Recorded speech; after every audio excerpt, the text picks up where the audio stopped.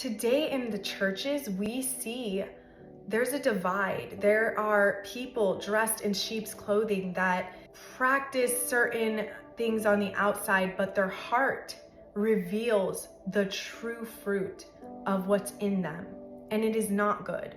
But there are some who follow God and have a genuine sincerity in heart for one another and for God, and that's how you know who is of God and who is not. 1 John chapter 3, verse 10. In this, the children of God and the children of the devil are manifest. Whoever does not practice righteousness is not of God, nor is he who does not love his brother. For this is the message that you have heard from the beginning, that we should love one another. Not as Cain, who was of the wicked one and murdered his brother. And why did he murder him? Because his works were evil and his brother's righteous. Do not marvel, my brethren, if the world hates you. We know that we have passed from death to life because we love the brethren. He who does not love his brother abides in death. Whoever hates his brother is a murderer. And you know that no murderer has eternal life abiding in him. By this we know love, because he laid down his life for us. And we also ought to lay down our lives for the brethren. But whoever has this world's goods and sees his brother in need and shuts up his heart from him, how does the love of God abide in him? My little children, let us not love in word or in tongue, but in deed and in truth. And by this we know that we are of the truth, and shall assure our hearts before him. For if our hearts condemn us, God is greater than our heart, and knows all things. Beloved, if our heart does not condemn us, we have confidence towards God. And whatever we ask, we receive from him, because we keep his commandments and do those things that are pleasing in his sight. And this is his commandment, that we should believe on the name of his Son, Jesus Christ, and love one another as he gave commandment. That is the way, guys. That is the way we know the difference between God's people.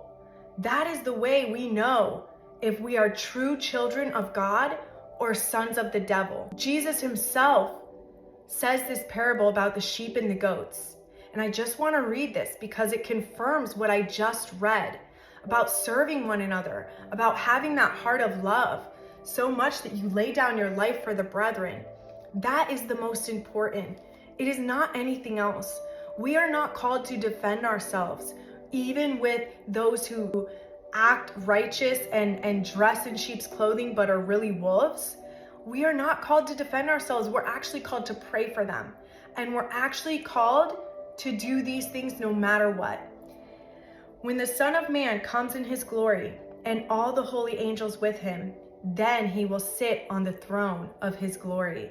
All the nations will be gathered before him, and he will separate them one from another, as a shepherd divides his sheep from the goats. And he will set the sheep on his right hand, but the goats on his left. Then the king will say to those on his right hand, Come, you blessed of my Father, inherit the kingdom prepared for you from the foundation of the world.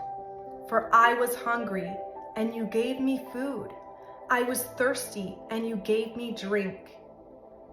I was a stranger, and you took me in. I was naked, and you clothed me. I was sick, and you visited me.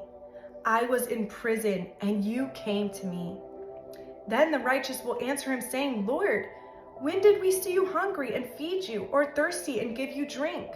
When did we see you a stranger and take you in, or naked and clothe you?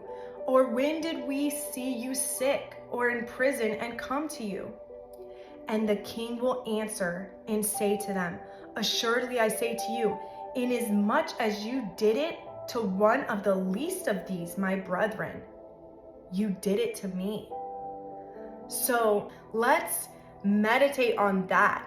No matter how hard life may get and the things that come our way and the attacks from mankind or the devil himself, we are called to love no matter what. And let me just read to those who didn't do these things what happens. Then he will also say to those on his left, "Depart from me, you cursed, into the everlasting fire prepared for the devil and his angels. For I was hungry, and you gave me no food. I was thirsty, and you gave me no drink. I was a stranger, and you did not take me in. Naked, and you did not clothe me. Sick and in prison, and you did not visit me." Then they will answer him, saying, "Lord, when did we see you hungry or thirsty or a stranger or naked or sick or in prison and did not minister to you?" Then he will answer them, saying, "Assuredly I say to you, inasmuch as you did not do it to one of the least of these, you did not do it to me." And these will go away into everlasting punishment, but the righteous into eternal life. That is righteousness, guys. It is believing in God and knowing that that is the higher way. That is the narrow path. It is choosing to love even when it hurts, even when you feel betrayed, even when you feel like there's no way you can. If you want to learn how to love better, ask God to show you his love. He will shower it down on you, and he will show you just how much he loves you so that you can give it to others. When you feel empty, that is when you need to call upon him even more, because that is when he's going to shine through and love those people for you. He's going to change your heart so that you can have compassion and love no matter what. Until next time, guys, that's the word.